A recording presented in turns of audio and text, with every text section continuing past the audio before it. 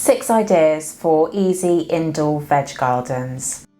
This is Kim Stoddart, an award-winning environmental journalist from the UK, here with you for Gardening Know-How.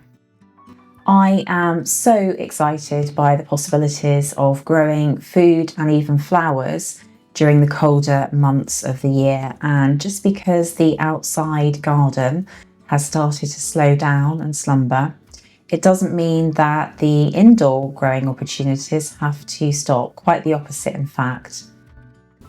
So why create indoor veg gardens? Well, there are so many reasons for doing so. For one, the sheer joy and enjoyment of taking seed and germinating the seed into plants, into food that you can bring to the table is, as we all know as keen gardeners, absolutely fantastic thing to do. It feels so incredibly good, and that doesn't have to stop. There are lots of opportunities to make the best use of windowsills, tables, vases, items that you might have lying around, old seed packets, and to turn them into food that you can still enjoy and bring to the table. So there are lots and lots of different ways to go about it, and I'm going to share some ideas with you in this video. First of all, let's look at lovely lettuce. What a taste of summer. The ability to pick lovely fresh leaves from plant to bring to the table as well. It doesn't really get much better than that. And the great news is that in a very small indoor space, in a small pot container, you can grow an awful lot of pick and come again lettuce. So the key is to go for lettuce varieties such as this, which is a loose leaf lettuce variety, which lends itself really well to repeat pickings. And the key is to just keep picking, just keep allowing space, and then the more you pick, the more you cut and come again, the more that you have the opportunity to tap into this fantastic homegrown delight over winter. Secondly, we have cilantro, which is such an amazing taste of summer. We have to say, beautiful, zesty, lovely fresh leaves. And again, this is perfectly feasible to grow indoors. The key with this is to keep plants quite young, again, for the cut and come again opportunities. Ideally, the plant itself can grow in colder conditions, but if you're growing inside, you're more inclined to have a lot more opportunity to enjoy this lovely zesty leaf. I mix plant, which I'll talk about in a bit, but this leaf lends itself incredibly well mixed in with other different types of edible produce. And you can just brush the leaves as well to release the lovely zesty scent, even if you're not actually picking it to eat, which is fantastic. Arugula is another fantastic, very resilient, reliable type of leaf to grow also. And with this, you can grow this in most different sizes of container. It does grow quite quickly indoors as well in this way. So as I'll show you in a minute, you just need to keep an eye on the plant itself. And as soon as things like the leaves start yellowing, then you know that it's time to plant it on. Maybe give it some more compost, give it a bigger space in which to grow. And come the following spring, it can also be planted outside as well, because it will carry on growing. It's a lovely, very resilient leaf, and I think an important part of a salad mix as well, because it tastes so delicious. Parsley is another indoor herb that I would highly recommend growing. It can grow still outside, but it will put on very slow growth. So if you have some growing inside, then it will keep on producing, and the leaves are absolutely packed full of vitamin C. It's so incredibly good for you and can be added to a range of really exciting dishes.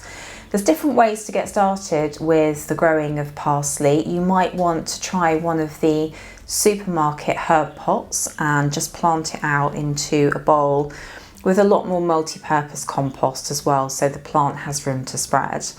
Or you might want to take one of your plants from outside and bring it in, or alternatively you could have a look at germinating some of the seed as well for small pickings to begin with that can then grow on and then be planted outside. Do know also that parsley is very, very easy to save seed from. So if you are working with a plant over winter, highly recommend then planting it out as a biennial. In its second year, it will then flower and set seed, and you get lots of lovely plants for free, which is absolutely brilliant. Another great plant for windowsill growing has to be the beautiful pea shoots. So peas for pea shoots. So also very, very easy to grow. It's the type of seed that you might well have lying around anyway.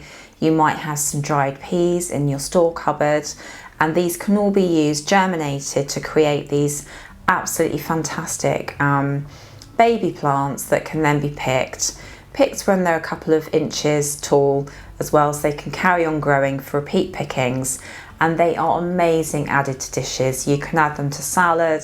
You can also add them to decorate food as well to create a meal to really impress. Microgreens are also incredibly easy to do, and you can work with seed that you might already have left over from earlier on in the year. So with the microgreens, as the name suggests, these are very, very small leaves. So you just sow seed quite thickly in a small container. You only need a very shallow amount of compost.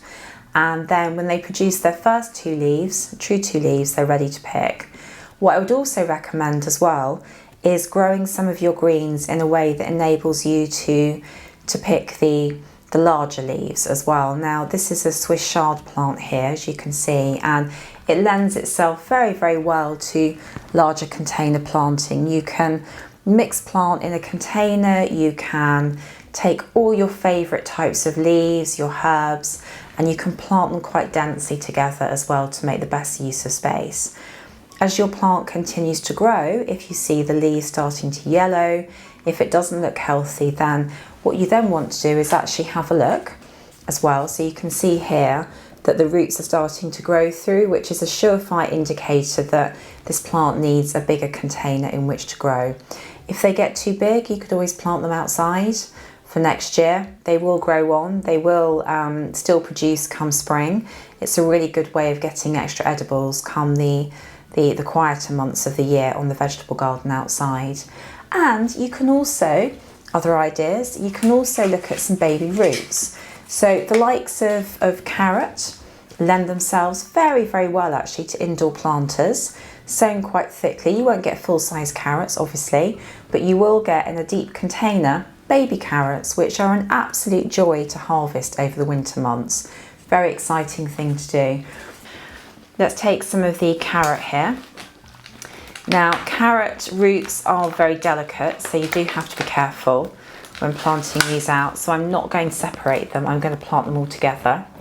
And you can see there's some roots there at the bottom, so I'm going to be very careful and plant these together in a clump, which will be absolutely fine, and that will minimise any root disturbance, which will enable the delicious baby carrots to grow. They don't take up a lot of space. Also, you can look at flowers. So this is an old cup that was broken. You can see it was dropped and broken. So this then became an impromptu planter. And you can get really creative with different types of planter, which is a really good way of taking a waste item and turning it into something new. So recycling, upcycling, it feels really good to turn an item that would otherwise go into landfill to something that you can grow food in. And flowers work really well. They can bring a smile to the face over winter. And have a look in your cupboard, see what materials you can find to potentially plant in. It could be an old vase, it could be an old Wellington boot. There's all sorts of different ways that you can create planters. Another creative growing project idea as well is if you have any tomato plants still going, you can take some of the side shoots and you can grow them as houseplants over winter. You won't obviously get to pick tomatoes, but certainly you can release the lovely smell, lovely scent of the tomato, which is such a joyful thing to do over the cold months of the year. And come the following year as well, your plant can then grow on and produce. It's just a nice way of bringing the outside in over the winter months.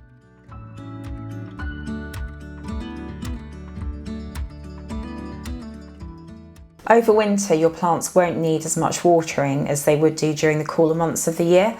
So the best way of checking if they need water is to actually use your fingers and to put them, say, an inch down into the compost, just to check whether the moisture levels are too much or too little, because if your plants are too dry, that's going to cause an issue. If they're too wet, then the roots can actually rot. So you need to be careful with the balance. By looking at the plants, that's also a really good indicator of how they are. If the leaves are looking lush and healthy, as soon as they start to yellow, or if you can see there's any issues with the quality of the leaf, then that's time to actually have a look. And if the plant is looking too big, if roots are coming out, you can then take that and plant it on. In terms of where to place your planter as well, make use of available space. By a window could be a bit drafty, but also it can maximise light. You could use, if you're planting in a vase, or in this case an old cup, you could always use that as a table display. There's all sorts of ways of doing it. Work to your home, work to your personal preferences, and turn this into a fun, nurturing indoor project over winter. If you have any issues with flies, which can be a challenge sometimes with indoor planters, there are various ways to go about this organically, but arguably the best thing to do is to remove the top roughly 2 inches of compost. Put your plants outside, remove the 2 inches of compost, replace fresh multi-purpose compost, and then that should be absolutely fine. Mixed planting also helps as well anyway, because it helps to avoid any build-up of pest or disease as well, and it makes it harder for that to spread. But there are many, many different ways to create these indoor gardens, and it's incredibly fun doing so. It brings warmth to the gardener in the home to have these amazing, lovely pick and come again leaves and produce fresh to hand. It's absolutely magic.